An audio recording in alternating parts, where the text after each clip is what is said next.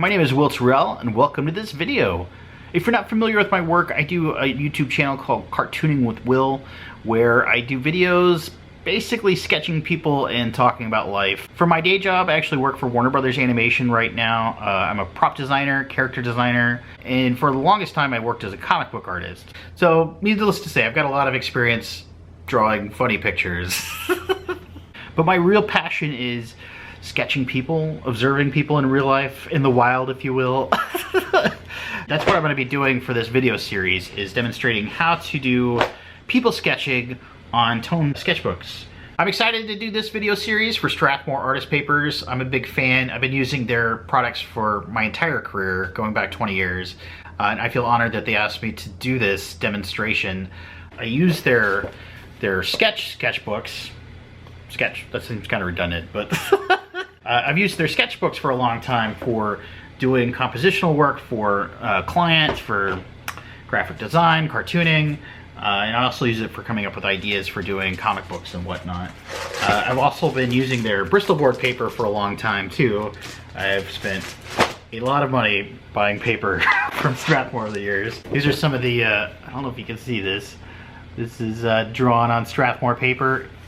It's one of my comic books. This is a also pen and ink drawing done on Strathmore papers. They do good work. So I'm anxious to try out their Midtone sketchbooks. They sent me a nice big stack of sketchbook materials. Got some tone papers, some marker papers, and more tone papers. So this is going to be a 4-part video series, and in the first few videos I'm going to be demonstrating how I do people sketching in the Toned and Tan sketchbook. This is the 400 series. It's the smaller one.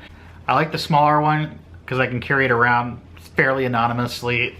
I do use the larger ones for other stuff, for larger illustrations. I will also be demonstrating in the last video of the series how I do illustrations on marker paper. So let's get started.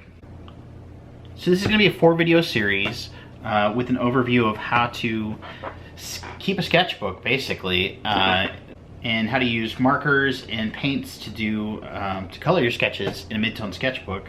The main reason for using a Midtone sketchbook is that it does something different for your brain. It's interesting because you don't have to start with white. You don't start with this big blank page. It's not quite as daunting for some reason, at least to me. Because it's a Midtone, it's so easy to take just a white pencil or a white pen and bring out highlights. If you're using markers on a white page, you have to cover that whole page with the markers in order to render it. But with Midtone, you basically, half the work's already done for you. You just have to define the lights and the darks and the values and stuff. This is the sketchbook I'm going to be using for this demonstration series. It's the Strathmore Toned and Tan 400 series. I'll be honest, it took me a little while to get used to this sketchbook, to this brand. I've used a lot of different types of Midtone sketchbooks.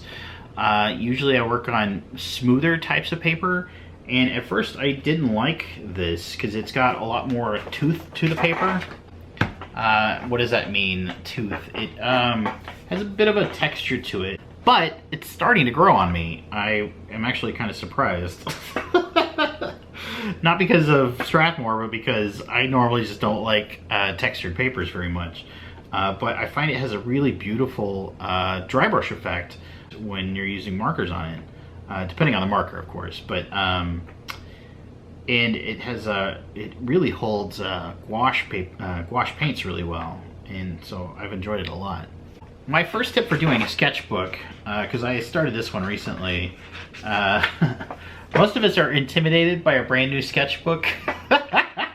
So my first piece of advice is to skip the first page. Actually, I usually skip 3 or 4 pages.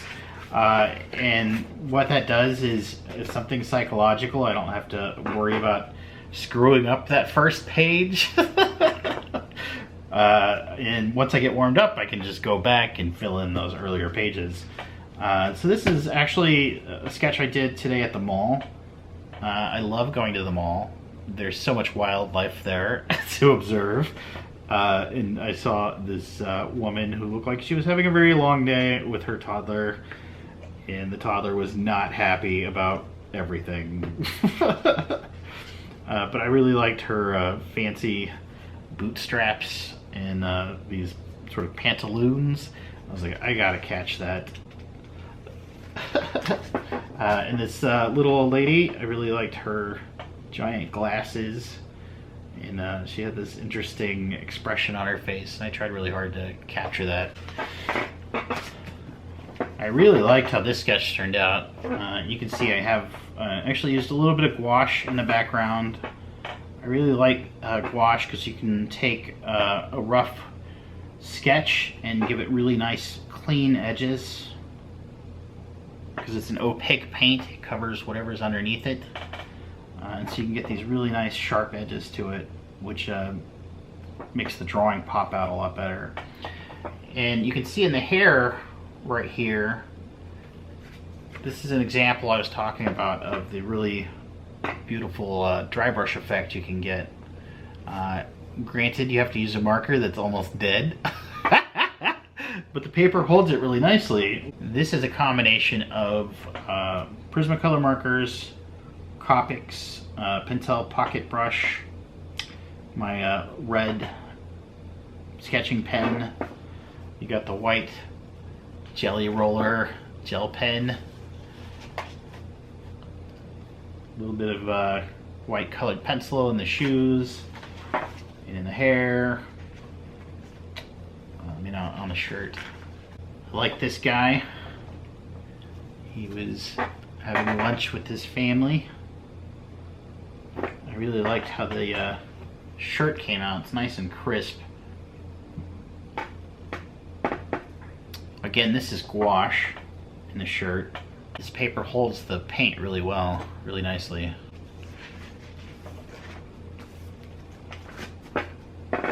And then these are some kids I saw outside the mall getting into trouble. This is another example of the dry brush.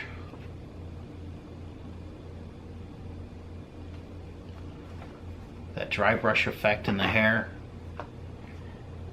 You can see how the marker, I'm leaving the paper underneath it to show through,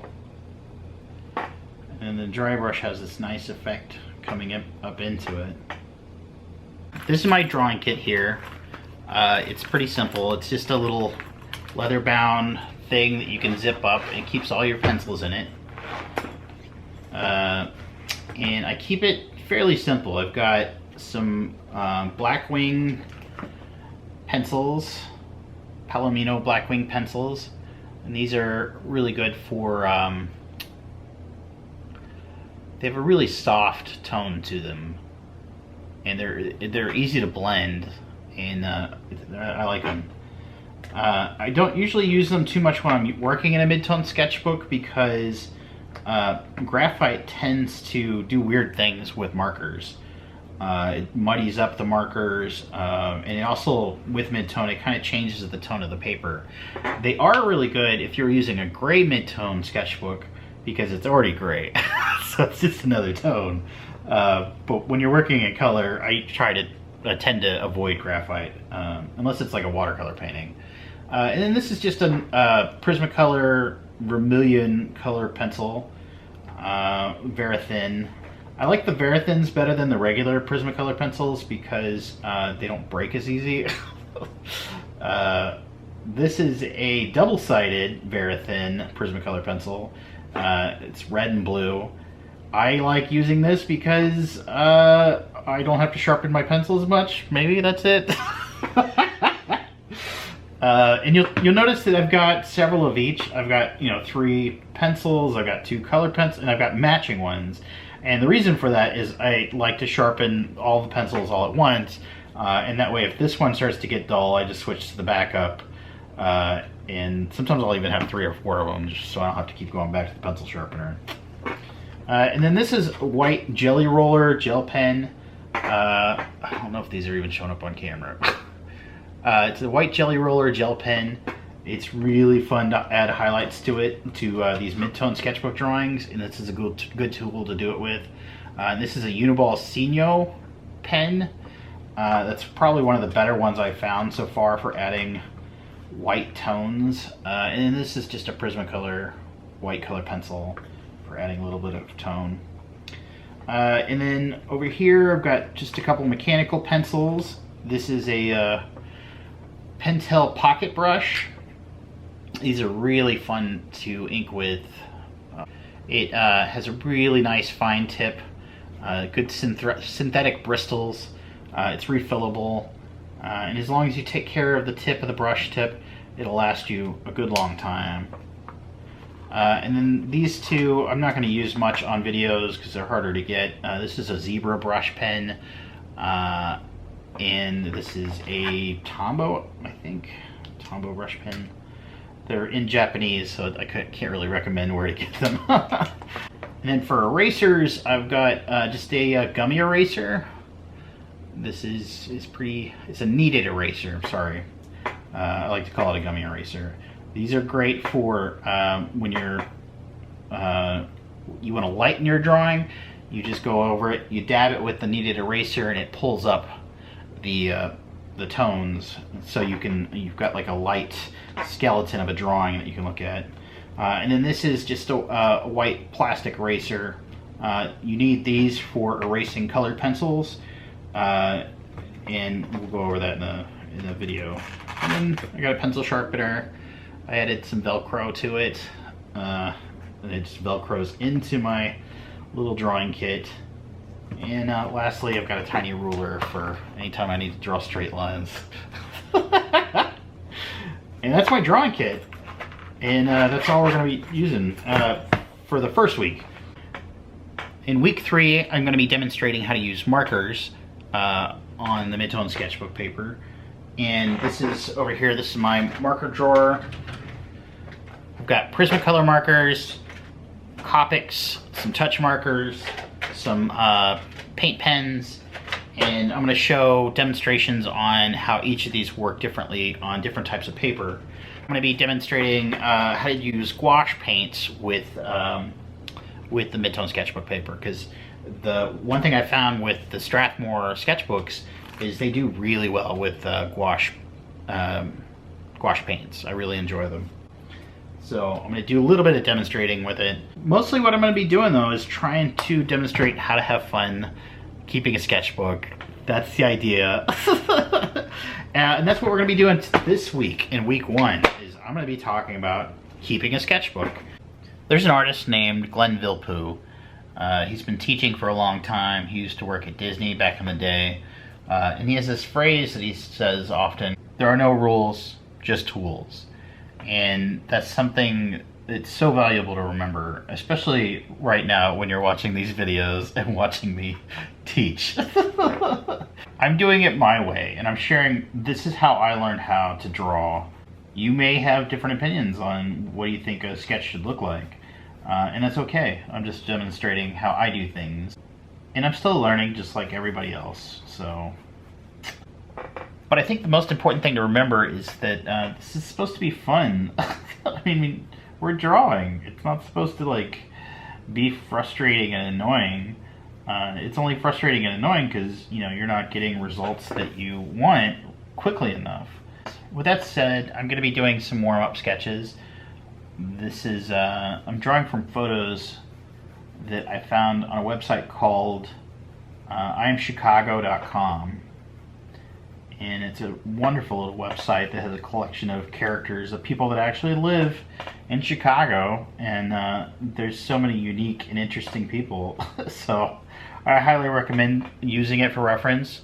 Ideally, you'll be drawing, you know, I prefer to sketch in public because it's, you know, it's much more difficult to sketch people that are moving, and you really have to force yourself to develop a critical eye. And drawing from life is really the only way to do that. But I figured it would be awkward to set up a bunch of cameras at the mall just so I could make some videos of me sketching people. I don't think security would like that very much, but this will do in the meantime. So if you're looking for reference to draw from, this is a good option. So when you sketch people, you really need to focus on observation. Look at who you're drawing more than you look at the paper. And I mean really look, like observe. the reason most of us struggle with drawing is because we're drawing what we think we see, but we haven't really taken in enough information to be able to translate what's in our imagination. So you have to practice drawing what you see, not what you think you see, which is challenging when you know people are walking and moving and and it's a struggle just to get the pen to do whatever you want it to do. And the best way to do it, the best way to get past that is just to draw a lot. Like fill up a sketchbook every single month, and I guarantee that by the end of that you will feel a lot better. Like I always tell people you have to draw enough so that you know what questions to start asking. Up to that point, it's like, what pen do you use? What type of sketchbook do you use? What type of, and those things don't really matter if you haven't done the mileage. There's not going to be a single pen that's going to make you a better artist, or a single sketchbook that's going to make you a better artist if you don't sit down and actually draw and put in the mileage. And there's not a single piece of information that anybody can tell you that will make you a better artist. The only thing that makes you better is by drawing a lot.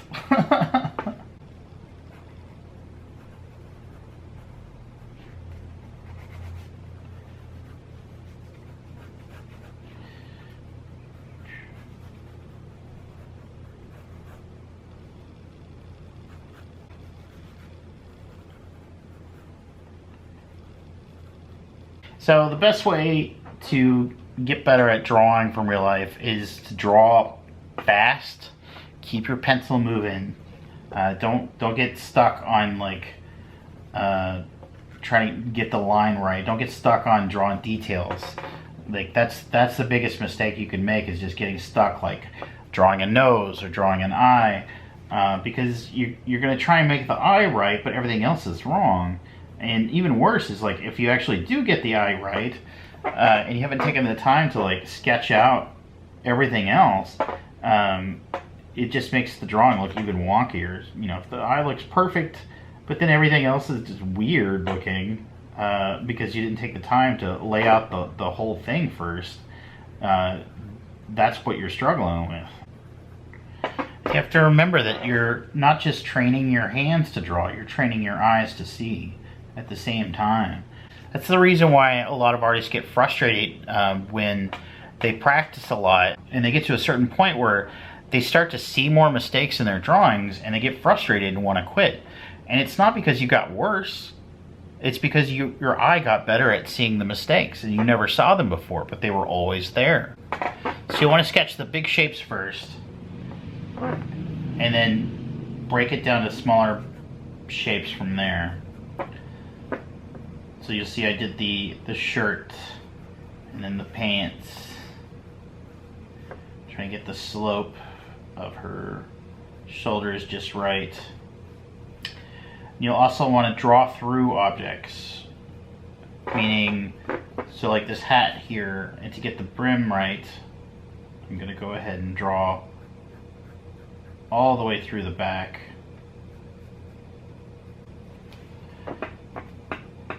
Remember, when you're using colored pencils, if you ever have to erase, use the vinyl eraser. Be careful not to erase too much because it changes the quality of the paper. If you really scar up the page with eraser, the markers act really funny when they try and go down. They tend to bleed out more and get this sort of feathering effect to it, which is not fun. So yeah, be careful when you're erasing not to go too crazy with it.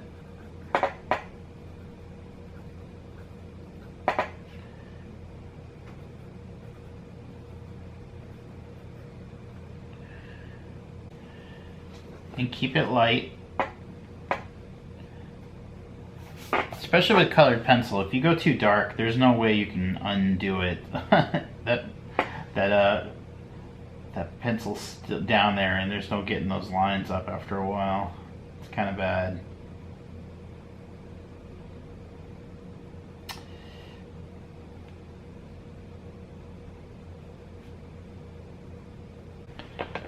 tag out my pencil with one that's more sharpened. This is another example of drawing through. You draw through the hat to get the shape of the head, or vice versa. Draw through the shape of the head to get the top of the hat. It's just interesting how her bag kind of rides really high up. Again, don't get too stuck on details. You shouldn't be drawing eyes and noses until you got the big shapes first. Again, you know, try to have fun with it. You know, don't worry about making a perfect drawing. In fact, you should embrace doing bad drawings. Well, you'll learn more from doing a whole sketchbook full of bad drawings than you will from trying to do one perfect drawing. In fact, I guarantee if you fill up a whole sketchbook in a month, your bad drawings will actually look better than your best drawings were before that you'd spend, you know, days on.